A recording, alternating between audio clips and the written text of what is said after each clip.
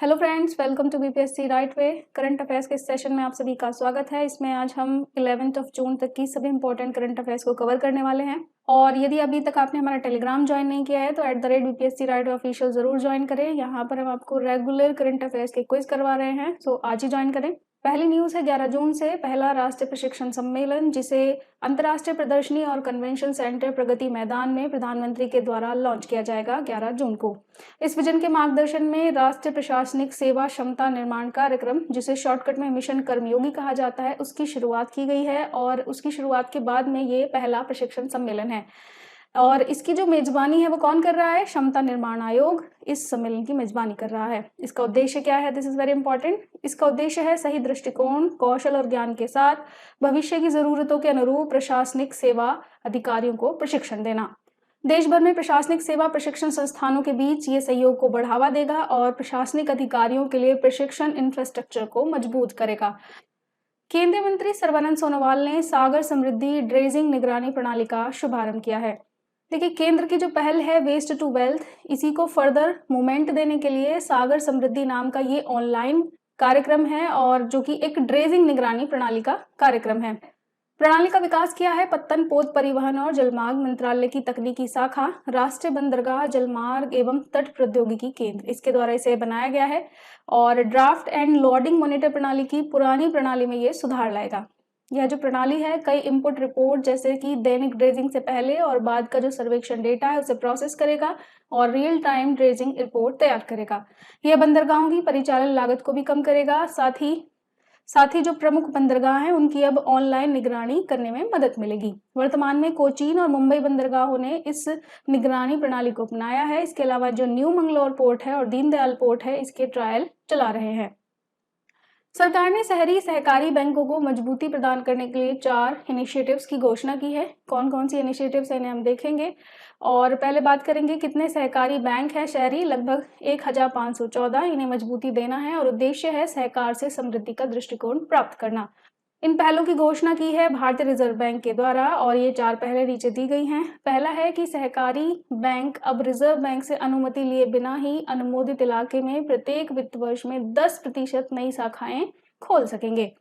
दूसरा है ये जो अर्बन कोऑपरेटिव बैंक्स हैं, ये वाणिज्यिक बैंकों की तरह ही अब एक मुश्त निपटान भी कर सकते हैं। अब सहकारी बैंक बोर्ड द्वारा अनुमोदित नीतियों के माध्यम से तकनीकी राइट ऑफ के साथ साथ उधारकर्ताओं के साथ निपटान की भी प्रक्रिया इन्हें अब मिल जाएगी। इसके अलावा इन बैंकों के लिए उनके जो प्राथमिकता क्षेत्र के ऋण लक्ष्य हैं उन्हें पूरा करने की सीमा 2 साल यानी 31 मार्च 2026 तक बढ़ा दी गई है। और आरबीआई ने अधिक समन्वय के लिए एक नोडल अधिकारी भी नामित किया है। किसान सशक्तिकरण के लिए भारतीय कृषि अनुसंधान संस्थान यानी ICAR और अमेजन किसान के बीच में समझौता ज्ञापन पर हस्ताक्षर हुए हैं। इसका उद्देश्य है विभिन्न फसलों की वैज्ञानिक खेती पर किसानों का मार्गदर्शन करना, उच्च उपज और आय के लिए तालमेल बैठाना, और साथ ही दोनों संगठन आपस में मिलकर के इस पर कार्य करेंगे। यह समझौता ज्ञापन जो है अमेजन किसान कार्यक्रम के माध्यम से किसानों के साथ भागीदारी करेगा। साथ ही ये भी सुनिश्चित करेगा कि जो उपभोक्ता हैं, जो कंज्यूमर्स हैं, उन्हें उच्च गुणवत्ता वाली ताजा उपज मिल सके। कृषि विज्ञान केंद्र प्रौद्योगिकी के हस्तांतरण और दक्षता निर्माण कार्यक्रमों के माध्यम से तकनीकी आधार को बढ़ाकर किसानों का एक व्यापक समूह मजबूत करेगा। अमेजन अपने ऑनलाइन प्लेटफॉर्म के माध्यम से किसानों को उनकी उपज के डिस्ट्रीब्यूशन में प्रशिक्षण सहायता प्रदान करेगा। साथ ही ताकि इससे क्या होगा कि उपभोक्ता सीधे रूप से किसानों से जुड़ सकेंगे। भारतीय कॉर्पोरेट मामलों के संस्थान यानी IICA और राष्ट्रीय रक्षा विश्वविद्यालय यानी RRU ने एक शैक्षणिक और अनुसंधान सहयोग के लिए MOU पर साइन किए हैं। इसका उद्देश्य है आंतरिक सुरक्षा, वित्तीय अपराध, कानून प्रवर्तन के क्षेत्र में क्षमता निर्माण, शिक्षा, अनुसंधान और परामर्श के लिए पेशेवर क्षमताओं को कोऑर्डिनेट करना। IICA और RRU के बीच में जो संयोग है वित्तीय परिदृश्य में बैंकों, वित्तीय संस्थानों, जांच एजेंसियों और अन्य पेशेवरों के प्रासंगिक हितधारकों के अधिकारियों को प्रशिक्षण अपस्किलिंग के माध्यम से देश की आर्थिक सुरक्षा के लिए तत्पर हैं। तो बेसिकली आप ये ध्यान रखेंगे कि इससे जो है देश की मौजूदा वित्तीय प्रणाली जो है मजबूत होगी। RRU की बात करें तो ये गृह मंत्रालय के अधीन राष्ट्रीय महत्व का संस्थान है, तो ये ध्यान रखिएगा आप यहाँ से। और ये भारत का अग्रणी राष्ट्रीय सुरक्षा और पुलिस विश्वविद्यालय भी है। और IICA कॉर्पोरेट मामलों के मंत्रालय भारत सरकार के अंडर में एक ऑटोनोमस बॉडी है, स्वायत्त निकाय है। और इसका काम क्या है? कॉर्पोरेट क्षेत्र के विकास का समर्थन करने के लिए ये बेसिकली एक थिंक टैंक के रूप में काम करता है। कृत्रिम बुद्धिमत्ता यानी आर्टिफिशियल इंटेलिजेंस की सुरक्षा पर पहला वैश्विक शिखर सम्मेलन हो सकता है कि इस वर्ष के एंड में ब्रिटेन के द्वारा आयोजित किया जाए। फिलहाल डेट जो है वो फाइनल नहीं की गई है। इस सम्मेलन का बेसिकली उद्देश्य ये है कि अंतर्राष्ट्रीय स्तर पर एक ऐसी समन्वित कार्रवाई को चालू किया जाए जिससे जो एआई के जोखिम हैं उन्हें कम किया जा सके, क्योंकि एआई जितना यूजफुल है उतना हार्मफुल भी सिद्ध हो सकता है। दुनिया भर के नियामक जनरेटिव एआई के उपयोग को नियंत्रित करने वाले नियमों को विकसित करने की कोशिश कर रहे हैं। देखिए, जनरेटिव आर्टिफिशियल इंटेलिजेंस एक नया शब्द है, पेपर में तो आ ही सकता है, साथ ही आपको ये भी समझना बहुत जरूरी है कि इसके बहुत दूरगामी परिणाम होंगे। जनरेटिव एआई, एआई के आगे जनरेटिव लिखा है, इसका मतलब है ये एक ऐसा आर्टिफिशियल इंटेलिजेंस है जो खुद से जनरेटिव है, नेचर में खुद से जनरेट कर सकता है। सपोज करिए कि आपके पास एक पिक्चर है और आप उस पिक्चर में आधे ही आपका बॉडी आ रहा है और आप उस पिक्चर को मॉडिफाई करके अपने बॉडी पार्ट्स को अच्छी तरीके से दिखाना चाहते हैं, तो जनरेटिव एआई का इस्तेमाल करके खुद से ही ये उस पिक्चर में, यदि आपका हाथ नहीं दिख रहा है तो हाथ, अन्य कोई भी चीज को क्रिएट ये खुद से कर सकती है। So this is the power of the generative artificial intelligence. तो इसलिए इसकी सुरक्षा या इससे संबंधित जो जोखिम है उसको कम करने पर यह शिखर सम्मेलन आयोजित किया जाएगा। जनरेटिव एआई जो है टेक्स्ट और चित्र दोनों बना सकता है। संयुक्त राष्ट्र महासभा ने 2 साल के लिए संयुक्त राष्ट्र सुरक्षा परिषद यानी यूएनएससी के गैर स्थायी सदस्यों के रूप में 5 देशों को चुना है। कौन कौन है इसमें? Algeria, Guyana, Sierra Leone, Slovenia और दक्षिण कोरिया। इनका कार्यकाल 2024 जनवरी से शुरू होगा। जो इसमें 10 अस्थायी सदस्यों का चुनाव महासभा के द्वारा किया जाता है और इसमें जो अल्जीरिया, गुयाना, सिएरा लियोन और कोरिया ये निर्विरोध चुने गए, जबकि स्लोवेनिया ने पूर्वी यूरोपीय सीट के लिए बेलारूस को हराया था। मतदान गुप्त होते हैं यहाँ पर और निर्वाचित होने के लिए उम्मीदवार का 2/3 बहुमत से जीतना जरूरी होता है। यूरोपीय संघ के सदस्य प्रवासन और शरण कानूनों में सुधार के लिए सहमत हुए हैं। पोलैंड और हंगरी ने इन प्रस्तावों के खिलाफ लेकिन मतदान दिया है। देखने वाली बात यह है, माइग्रेशन की समस्या यूरोप में बहुत ही विकट रूप धीरे धीरे लेती जा रही है और बुल्गारिया, माल्टा, लिथुआना और स्लोवेनिया मतदान से दूर रहे, यानी ये वो कंट्रीज हैं जो पूरी तरह से इस पर सहमत नहीं हैं। बाकी की कंट्रीज सहमत हैं। यूरोपीय संघ के सदस्यों ने शरणार्थियों को स्वीकार करने से इनकार करने वाले देशों पर देखिए 20,000 यूरो प्रति व्यक्ति के जुर्माने सहित नई नीतियों पर सहमति बनाई है। नया शरण और प्रवासन प्रबंधन विनियम वर्तमान डब्लिन विनियम का स्थान लेगा। फिलहाल में जो शरण कानून है, बाहर से आए लोगों को शरण देने के लिए जो कानून यूरोपीय संघ में है वो डब्लिन विनियम है, उनका ये स्थान लेगा। नए कानून के अनुसार प्रत्येक सदस्य के लिए प्रवासियों का एक निश्चित कोटा होगा। नए प्रस्ताव सदस्य देशों को यह तय करने में अधिक स्वायत्ता देते हैं कि वे किन देशों को सुरक्षित मानते हैं। यह उन्हें असुरक्षित देशों से शरण चाहने वालों को मना करने का भी अधिकार देगा। अमेरिका, ब्रिटेन ने रूस और चीन का मुकाबला करने के लिए नई आर्थिक साझेदारी बनाई है और घोषणा की गई है उनके नेताओं के द्वारा कि हम नई तरीके से आर्थिक अस्थिरता का मुकाबला करने के लिए विशेष संबंध पुनः स्थापित करेंगे। नेताओं ने चीन से बढ़ती प्रतिस्पर्धा के मद्देनजर रक्षा और नवीकरणीय ऊर्जा पर उद्योग संबंधों को बढ़ावा देने के उद्देश्य से अटलांटिक घोषणा को अपनाया है। तो पेपर में ये प्रश्न आ सकता है कि अटलांटिक घोषणा किससे संबंधित है? तो ये रक्षा और नवीकरणीय ऊर्जा पर जो भी इंडस्ट्रियल रिलेशंस हैं अमेरिका ब्रिटेन के बीच में, उससे संबंधित है।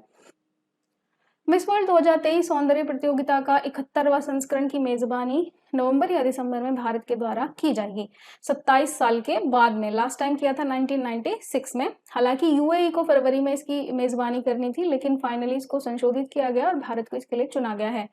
मिस इंडिया वर्ल्ड 2022 रही सिनी शेट्टी 71वीं मिस वर्ल्ड प्रतियोगिता में भारत का प्रतिनिधित्व करेंगी। 1966 में रीता फारिया मिस वर्ल्ड का खिताब जीतने वाली पहली भारतीय थी और इसके लगभग 30 साल के बाद ऐश्वर्या राय 1994 में, उसके बाद डायना हेडन 1997 में, युक्ता मुखी 1999 में, प्रियंका चोपड़ा 2000 में और हाल ही में मानुषी झिल्लर 2017 में मिस वर्ल्ड बनी है। अरब सागर में इस साल का पहला चक्रवात आने वाला है। नाम रखा गया है विपार जॉय। इसे सुझाया है बांग्लादेश ने। इसका बंगाली में मतलब होता है आपदा। वैज्ञानिकों ने दावा किया है कि जलवायु परिवर्तन के कारण बंगाल की खाड़ी और अरब सागर में चक्रवाती तूफान लंबी अवधि के लिए तेज रह रहा है और इसी के साथ चक्रवातों की संख्या में 52% की वृद्धि हुई है। ये ग्लोबल वार्मिंग का एक बड़ा साइड इफेक्ट है।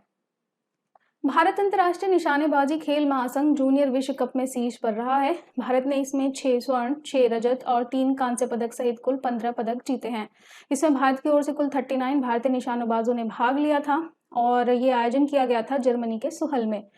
इस उपलब्धि के साथ भारत 2019 से आयोजित सभी ISSF जूनियर विश्व कप और विश्व चैंपियनशिप में शीर्ष पर रहा है।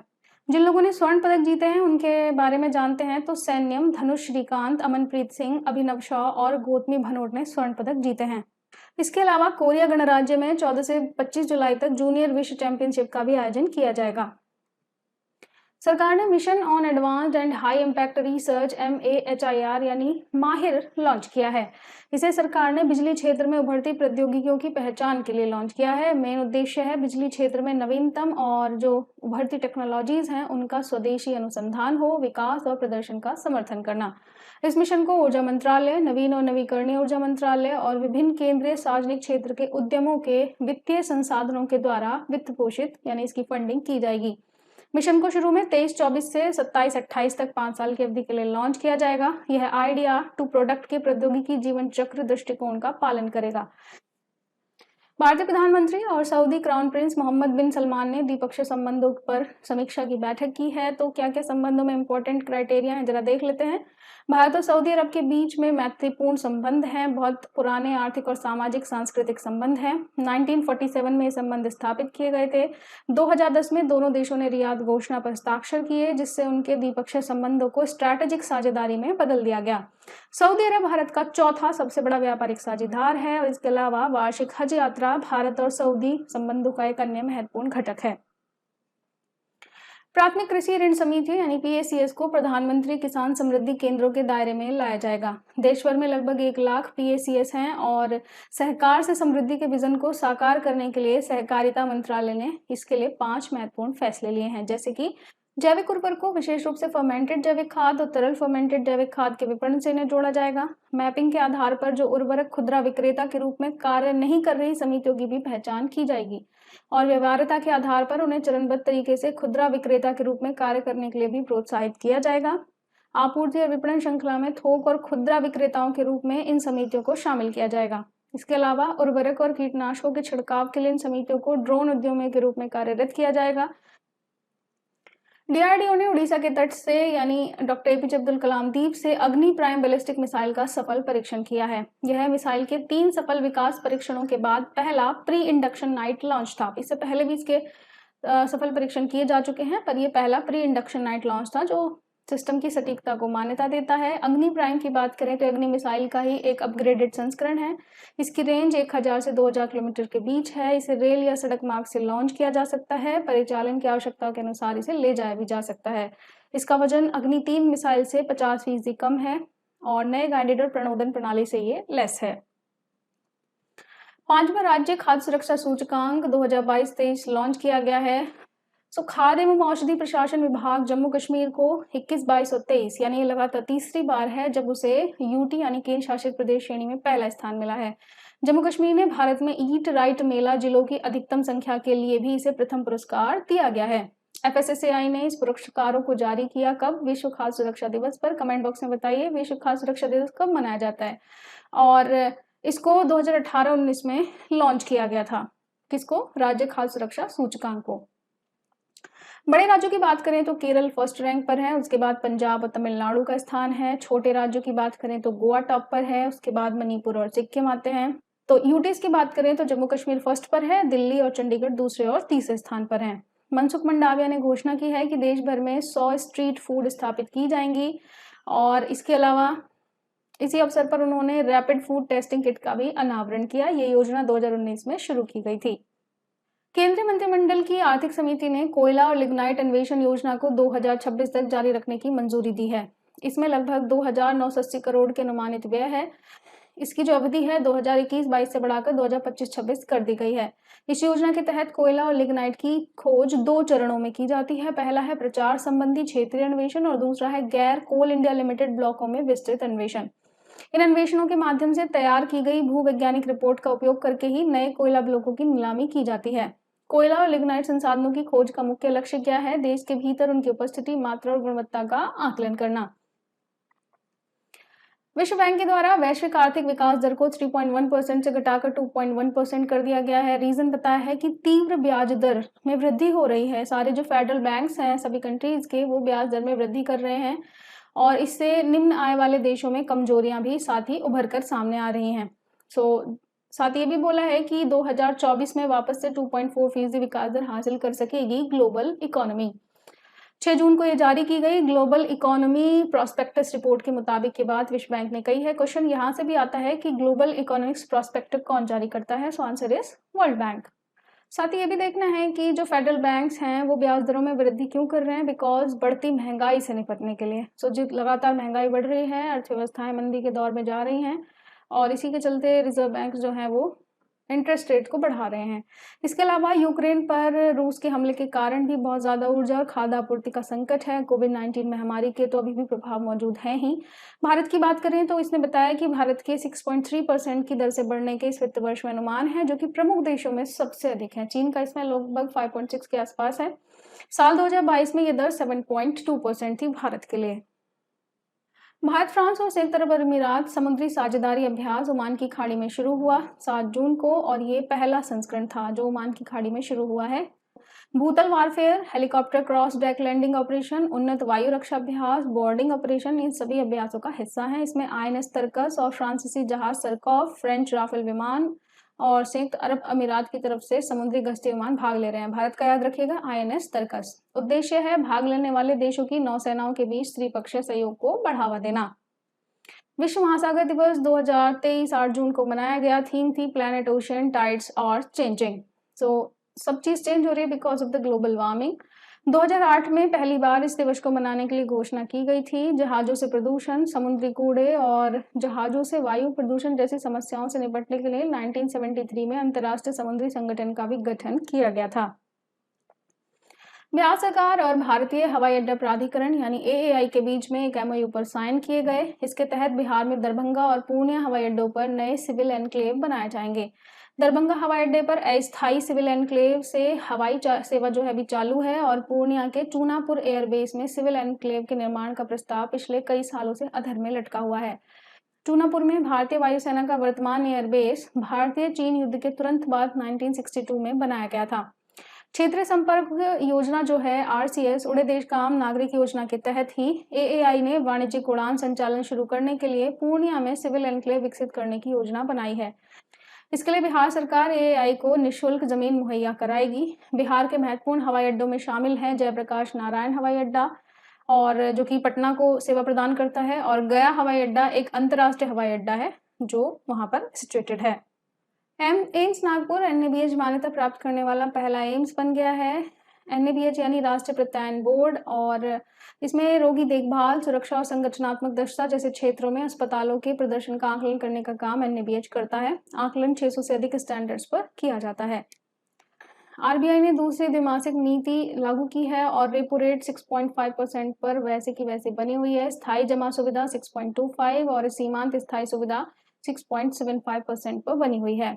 डेटा याद करना उतना इम्पोर्टेंट नहीं है। कुछ अन्य बातों पर हम नजर डालेंगे, जैसे कि उपभोक्ता मूल्य मुद्रास्फीति जो है वो सहिष्णुता बैंड में आ गई है, जो कि कितनी है 4 to 6% के दायरे में होनी चाहिए थी। इसके अलावा CPI हेडलाइन इन्फ्लेशन जो है वो 5.1% पर रहेगी, हालांकि जो इसका लक्ष्य था 4% के लक्ष्य से अभी भी ऊपर ही है।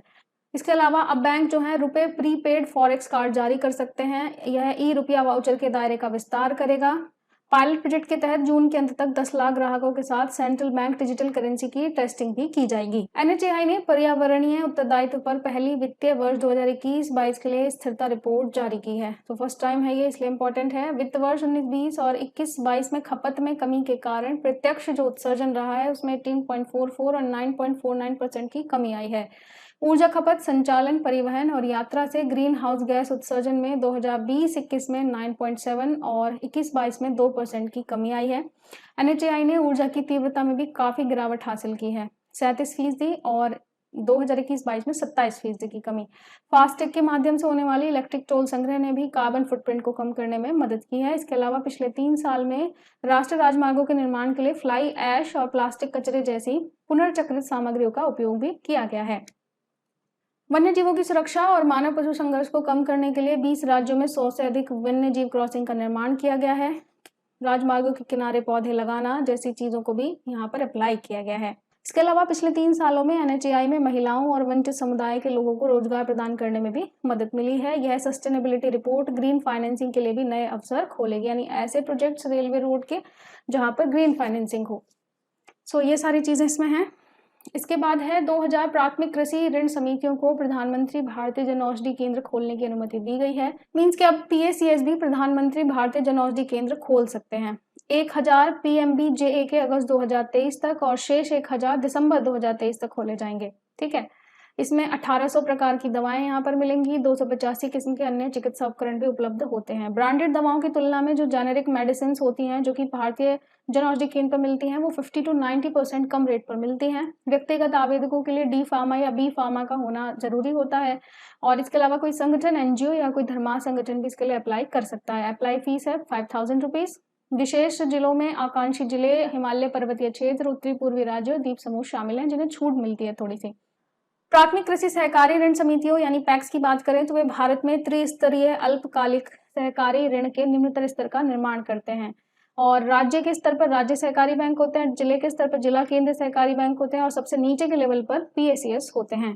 पर्यावरण, वन और जलवायु परिवर्तन मंत्रालय ने अमृत धरोहर और मिष्टी योजनाओं की शुरुआत की है। शुरुआत है ये विश्व पर्यावरण दिवस यानी 5 जून को की गई है और इस समारोह का जो मुख्य इम्पैक्ट था वो था मिशन लाइफ पर जोर दिया जा रहा था। इसमें ग्लासगो में COP26 में वर्ल्ड लीडर समिट में प्रधानमंत्री के द्वारा लाइफ स्टाइल फॉर एनवायरनमेंट यानी मिशन लाइफ की अवधारणा रखी गई थी। मिशन लाइफ के तहत 7 विषयों में 75 अलग अलग लाइफ एक्शन की सूची की पहचान की गई है। बहुत इंपॉर्टेंट न्यूज है ये विषय पानी बचाओ, ऊर्जा बचाओ, कचरे को कम करो, ई कचरे को कम करो, एकल उपयोग वाले प्लास्टिक को कम करो, स्थायी खाद्य प्रणालियों को अपनाओ और स्वस्थ जीवन शैली अपनाओ, इन विषयों पर आधारित है।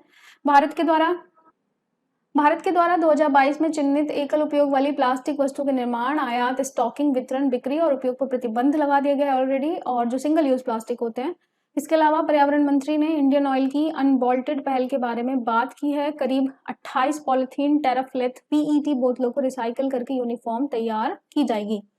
भारत के 75 वेटलैंड्स को रामसर साइट्स में सूची में शामिल किया गया है और इसके साथ भारत एशिया में रामसर साइट्स के दूसरे सबसे बड़े नेटवर्क का घर है। तो ये सारी बातें यहाँ पर की गई।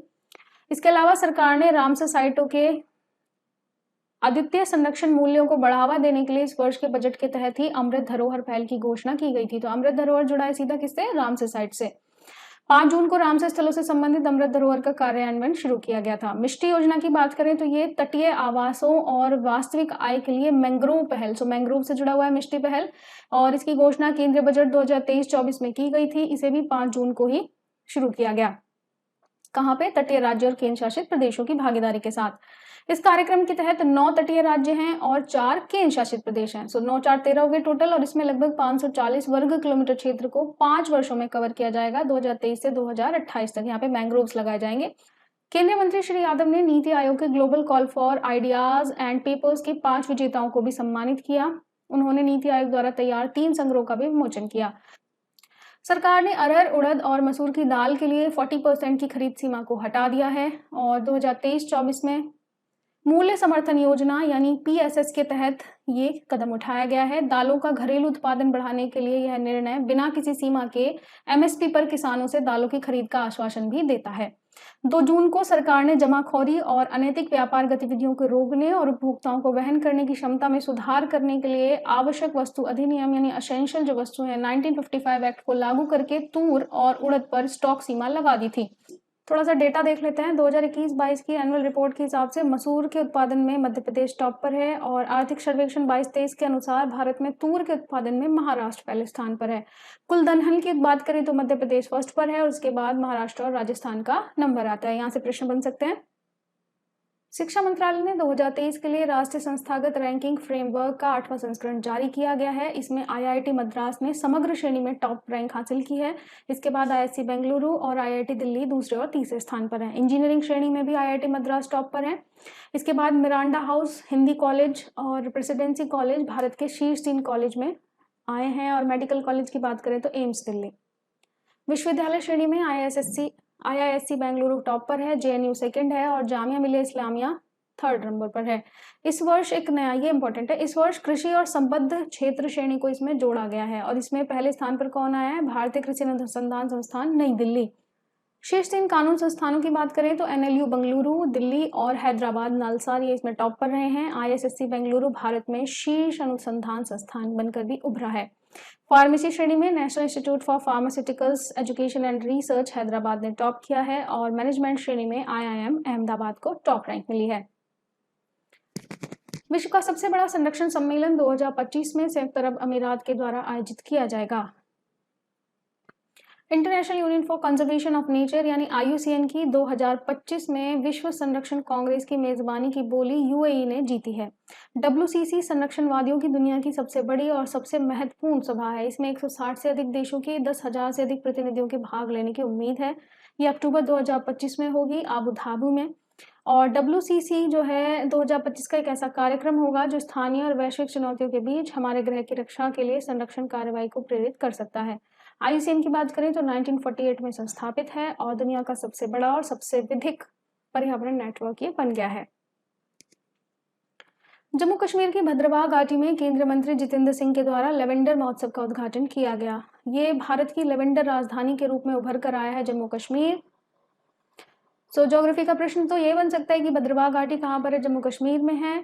Council of scientific and industrial research Indian institute for integrative medicine ने इसका आयोजन महोत्सव का लेवेंडर महोत्सव का आयोजन किया था। यह महोत्सव CSIR IIIM के 1 वीक 1 लैब कैंपेन का हिस्सा है। भद्रवाह भारत की बैंगनी क्रांति का जन्म स्थान बताया जाता है, तो यहाँ से भी क्वेश्चन बन सकता है। CSIR अरोमा मिशन ने जम्मू एंड कश्मीर के समशीतोष्ण क्षेत्रों में लेवेंडर की खेती को बढ़ावा देने में महत्वपूर्ण भूमिका निभाई है। तो यहाँ आप ये याद रख सकते हैं कि लेवेंडर की खेती के लिए समशीतोष्ण जलवायु चाहिए होती है। जो अरोमा मिशन है इसका लक्ष्य क्या है? छोटे किसानों की आय में वृद्धि करना, कृषि आधारित स्टार्टअप का विकास करना। बैंगनी या लेवेंडर क्रांति 2016 में केंद्रीय विज्ञान और प्रौद्योगिकी मंत्रालय के द्वारा CSIR अरोमा मिशन के तहत शुरू की गई थी। एशिया की सबसे बड़ी क्लस्टर विकास योजना ठाणे में शुरू की गई है और इस योजना की परिकल्पना के हिसाब से अनधिकृत और आधिकारिक रूप से खतरनाक इमारतों के बड़े पैमाने पर पुनर्विकास के लिए ये की गई है। एक्चुअल में ठाणे में साइराइज इमारत गिरने से 18 लोगों की मौत के बाद ये योजना शुरू की गई थी। पहला भारत नामीबिया संयुक्त आयोग की से अध्यक्षता विदेश मंत्री जयशंकर और नामीबिया के विदेश मंत्री नेटुबो नंदी नदेतवाद ने विंडहोक में की। तो कहाँ पर हुआ है? विंडहोक में। ये जो संबंध हैं विकासात्मक सहयोग, समता निर्माण कार्यक्रमों और राजनीतिक एकजुटता पर आधारित रहे हैं। भारत के पहले अंतर्राष्ट्रीय क्रूज जहाज MV एम्प्रेस को चेन्नई से श्रीलंका के लिए रवाना किया गया 5 जून को। इसके साथ ही चेन्नई से इंटरनेशनल क्रूज टूरिज्म टर्मिनल शुरू हो गया है। यह देश में समुद्री पर्यटन और व्यापार के एक नए युग की शुरुआत करेगा। यह क्रूज सेवा घरेलू और अंतर्राष्ट्रीय क्रूज सेवाएं शुरू करने के लिए 2022 में पहले अतुल्य भारत अंतर्राष्ट्रीय क्रूज शिखर सम्मेलन के दौरान चेन्नई पोर्ट और messrs waterways leisure tourism private limited के बीच समझौते पर हस्ताक्षर का परिणाम है। ये क्रूज सेवा श्रीलंका के हम्बनटोटा, त्रिंकोमाली और कांके कंटूरी बंदरगाहों को आपस में जोड़ेगी। राष्ट्रपति को सूरीनाम के पारामारिबो में सूरीनाम के सर्वोच्च नागरिक पुरस्कार the grand order of the chain of the yellow star से सम्मानित किया गया है और ऐसा राष्ट्रपति मुर्मू यह पुरस्कार प्राप्त करने वाले पहले भारतीय हैं, तो इसलिए इंपॉर्टेंट है। ये सूरीनाम के राष्ट्रपति हैं चंद्रिका प्रसाद संतोखी से सम्मान मिला है। एक्चुअल में हमारे राष्ट्रपति 3 दिन की राजकीय यात्रा पर वहां पर गए हुए थे। साथ ही वहां पर स्वास्थ्य के क्षेत्र में 2 और कृषि के क्षेत्र में एक समझौता ज्ञापन पर भी हस्ताक्षर हुए हैं। इसके अलावा भारत सरकार ने कैरेबियाई देश के बाढ़ राहत प्रयासों की सहायता के लिए सूरीनाम को 5.1 करोड़ रुपए की आवश्यक दवाओं की आपूर्ति भी की है। Colonel Suchita Shekhar communication zone mechanical transport battalion की कमान संभालने वाली पहली महिला अधिकारी बनी है। लगातार आर्मी के अंदर महिलाओं की जो मौजूदगी है उसको दर्शाने वाली ये न्यूज है। Communication zone mechanical transport battalion पूरी तरीके से संचालित उत्तरी कमान की आपूर्ति श्रृंखला का रखरखाव करती है। पुराना किला में खुदाई से पूर्व मौर्य युग के अवशेष मिले हैं। खुदाई के नए दौर में 1200 ईसा पूर्व से 600 ईसा पूर्व के चित्रित ग्रे वेयर मिट्टी के बर्तन मिले हैं। नई खुदाई में राजपूत काल के 900 साल पुराने वैंकुट विष्णु के अवशेष, गुप्त काल से देवी गजलक्ष्मी की एक टेराकोटा की पट्टिका और मौर्य काल के 2500 साल पुराने टेराकोटा रिंग कुएं के अवशेष मिले हैं। साथ ही साइट पर शुंग कुषाण काल का एक 4 कमरे का परिसर, 136 सिक्के और 35 और मेहरें मिली हैं। एक्चुअल में साइट पर खुदाई का ये तीसरा दौर है। इससे पहले 13-14 और 17-18 में भी इसमें खुदाई की गई थी। ASI ने 5.5 मीटर की गहराई पर प्रारंभिक कुषाण काल की भी खोज यहाँ पर की है और एक्चुअल में देखें तो खुदाई में 9 सांस्कृतिक स्तर मिले हैं। इन अवशेषों को G20 शिखर सम्मेलन के प्रतिनिधियों को भी दिखाया जाएगा। पुराना किला शेरशाह सूरी और मुगल बादशाह हुमायूं ने बनवाया था। यह महाभारत में वर्णित इंद्रप्रस्थ का स्थल माना जाता है। ये किला हुमायूं के शासन के दौरान दीन पनाह शहर का आंतरिक गढ़ भी हुआ करता था। भारतीय वैज्ञानिकों ने बृहस्पति से 13 गुना बड़ा एक एक्सोप्लैनेट खोजा है।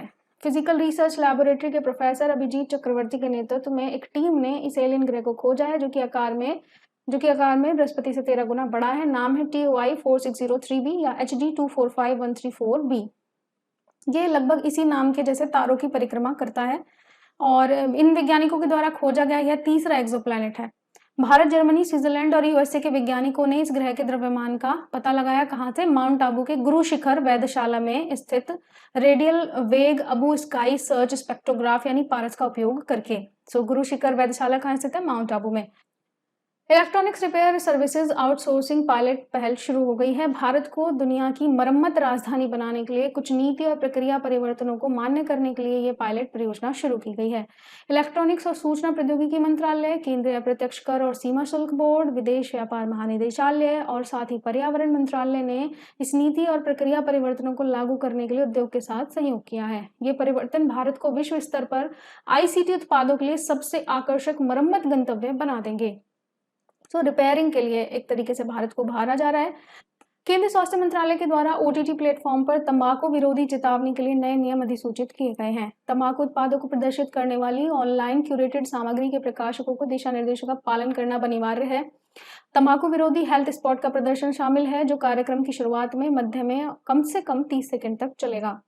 एक स्थिर संदेश के रूप में प्रदर्शित तंबाकू विरोधी स्वास्थ्य चेतावनी संदेश सफेद पृष्ठभूमि पर काले फॉन्ट के साथ पठनीय होना चाहिए। इसमें क्या लिखा हो? तंबाकू कैंसर का कारण है या तंबाकू जान से मारता है। ये दोनों चेतावनी शामिल है। ऑनलाइन क्यूरेट की गई सामग्री में तंबाकू उत्पादों का प्रदर्शन या उनका सेवन, सिगरेट या अन्य तंबाकू उत्पादों के ब्रांड या किसी भी प्रकार के तंबाकू उत्पाद प्लेसमेंट को शामिल करने से प्रतिबंधित है। अगर ऑनलाइन सामग्री का प्रकाशक इन नियमों को नहीं मानता है तो उसके खिलाफ सख्त कार्रवाई की जाएगी। कार्रवाई का प्रोसीजर क्या होगा कि स्वास्थ्य मंत्रालय, सूचना मंत्रालय और इलेक्ट्रॉनिक्स मंत्रालय के प्रतिनिधियों वाली एक अंतर मंत्रालय समिति पहले शिकायतों पर स्वतः संज्ञान लेगी और आगे फर्दर कार्रवाई करेगी। सहकारिता क्षेत्र में विश्व की सबसे बड़ी अनाज भंडारण योजना के लिए 1 लाख रुपए की मंजूरी दी गई है। इसे कृषि मंत्रालय, उपभोक्ता मामलों के मंत्रालय, खाद्यान्न और सार्वजनिक वितरण मंत्रालय और खाद्य प्रसंस्करण उद्योग मंत्रालय के अभिसरण से लागू किया जाएगा। सहकारिता मंत्रालय विभिन्न राज्यों और यूटी के कम से कम 10 जिलों में पायलट आधार पर परियोजना को लागू करेगा। चीन के विरोध के बावजूद अमेरिका, ताइवान ने व्यापार समझौते पर हस्ताक्षर किए हैं। दोनों सरकारों ने कहा है कि 21वीं सदी के व्यापार पर अमेरिका ताइवान पहल सीमा शुल्क, निवेश और अन्य नियमों में सुधार करके जो कमर्शियल संबंध है उनको मजबूत करेगी। नए सौदे के तहत पहले समझौते पर ताइवान में अमेरिकी संस्थान के प्रतिनिधियों और ताइपे आर्थिक और सांस्कृतिक प्रतिनिधि कार्यालय ने हस्ताक्षर किए हैं। चीनी सरकार ने मांग की है कि अमेरिका ताइवान की चीनी सरकार से संपर्क करना बंद करे, पर ऐसा नहीं हुआ है। केंद्रीय जल शक्ति मंत्री द्वारा गोवर्धन के लिए एक एकीकृत पंजीकरण पोर्टल लॉन्च किया गया है। यह अखिल भारतीय आधार पर बायोगैस CBG क्षेत्र में निवेश और भागीदारी का आकलन करने के लिए एकल कोष के रूप में कार्य करेगा। बायोगैस संयंत्र या CBG स्थापित करने की प्रक्रिया को यह सुव्यवस्थित भी करेगा। सरकारी, सहकारी या निजी संस्थान जो भी भारत में बायोगैस, CBG या बायो CNG संयंत्र स्थापित करने का इरादा रखता है, वो इस पोर्टल पर जाके पंजीकरण संख्या प्राप्त कर सकते हैं। गोवर्धन की बात करें तो galvanising organic bio agro resources धन का उद्देश्य सर्कुलर इकोनॉमी को बढ़ावा देने की दिशा में कचरे को धन में बदलना है। मवेशियों के गोबर, कृषि अवशेष या जो भी अन्य जैविक कचरा है उसको बायोगैस, CBG या जैव उर्वरकों में परिवर्तन करना इसका उद्देश्य है। इसकी जो नोडल एजेंसी है वो जल शक्ति मंत्रालय के अंतर्गत पेयजल एवं स्वच्छता विभाग है। तो ये ध्यान रखिएगा, यहाँ पे क्वेश्चन आ भी चुका है एक बार। शिक्षा मंत्री ने UGC regulations institutions deemed to be universities 2023 regulations जारी किए हैं। यह विनियम एक उद्देश्यपूर्ण और पारदर्शी तरीके से कई गुणवत्ता केंद्रित डीम्ड विश्वविद्यालयों के निर्माण की सुविधा प्रदान करेगा। यह विनियम विश्वविद्यालयों को गुणवत्ता और उत्कृष्टता पर ध्यान केंद्रित करने, अनुसंधान इकोसिस्टम को मजबूत बनाने और हमारे उच्च शिक्षा परिदृश्य को बदलने में मदद करेंगे।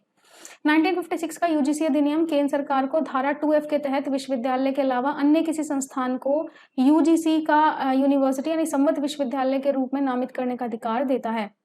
नियमों का प्रारंभिक सेट 2010 में पेश किया गया था, बाद में 16 और 19 में से संशोधित किया गया। इसके अलावा इसमें जो नए नए नियम अब जारी किए गए हैं वो नेशनल एजुकेशन पॉलिसी 2020 के साथ संरेखित हैं। यूनेस्को विश्व विरासत स्थल सांची जल्द ही मध्य प्रदेश का पहला सौर शहर बनेगा। सांची कर्क रेखा पर स्थित है, इसलिए सूर्य की ऊर्जा को सोखने के लिए आदर्श स्थान है। सांची में 5 मेगावाट और 3 मेगावाट क्षमता के 2 सौर स्टेशन स्थापित किए गए हैं। तो और इसी में जो सौर परियोजना यहाँ पे कार्यान्वित होती है उन पे MP ऊर्जा विभाग नोडल एजेंसी के तौर पे काम करता है। यदि अन्य फैक्ट्स की बात करें तो जो दीव है दिन के दौरान पूरी तरीके से सौर ऊर्जा पर चलने वाला भारत का पहला शहर है, और गुजरात का मोढेरा पूरी तरीके से सौर ऊर्जा पर चलने वाला भारत का पहला गांव है। फाइनेंशियल ईयर 2023 में फॉरेन डायरेक्ट इन्वेस्टमेंट इक्विटी प्रवाह 22% घटकर $46 बिलियन हो गया है, इक्विटी प्रवाह। और यदि कुल एफडीआई प्रवाह की बात करें तो ये भी 16% गिर करके $70 बिलियन हो गया है। तो कुल एफडीआई प्रवाह में क्या क्या आता है? इक्विटी प्रवाह आता है, पुनर्निवेश आय आती है और अन्य पूंजी भी शामिल होती है। डीपीआईआईटी के अनुसार भारत में एफडीआई में जो गिरावट है वो कंप्यूटर हार्डवेयर और सॉफ्टवेयर और ऑटोमोबाइल उद्योग में कम प्रवाह के कारण है। फाइनेंशियल ईयर 2022 के दौरान एफडीआई प्रवाह $58 बिलियन दर्ज किया गया था। आंकड़ों के अनुसार फाइनेंशियल ईयर 2023 में एफडीआई में 17 बिलियन के साथ सिंगापुर शीर्ष निवेशक था। सिंगापुर के बाद कौन? मॉरिशस, और उसके बाद अमेरिका, और उसके बाद संयुक्त अरब अमीरात। ये डेटा याद रखिएगा।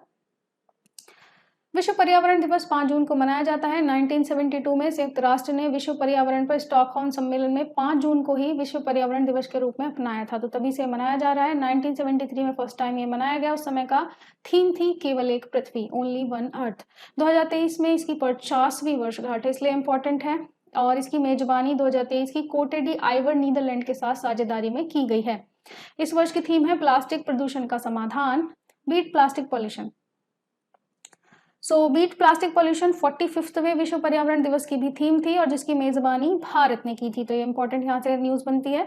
हर साल वैश्विक स्तर पर लगभग 400 मिलियन टन से अधिक प्लास्टिक का निर्माण होता है, और इसमें से 50% केवल सिंगल यूज प्लास्टिक होती है, तो बहुत ही ज्यादा हार्मफुल है।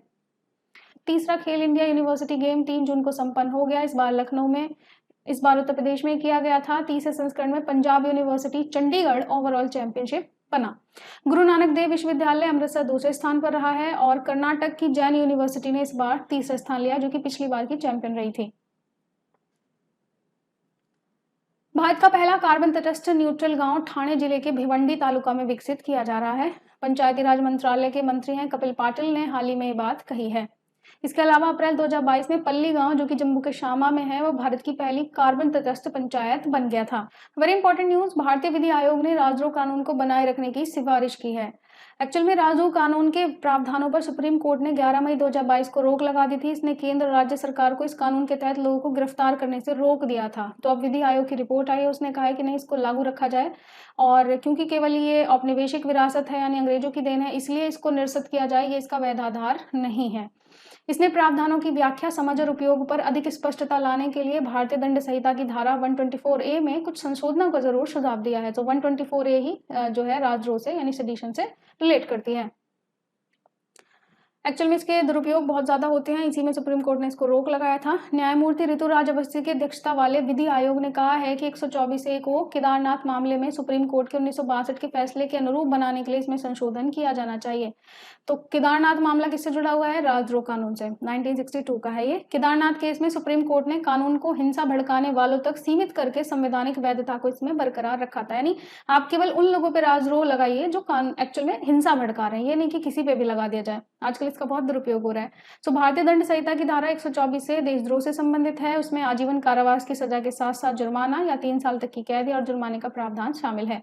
आयोग ने कहा है कि इसे बढ़ाकर 7 साल कर दिया जाए।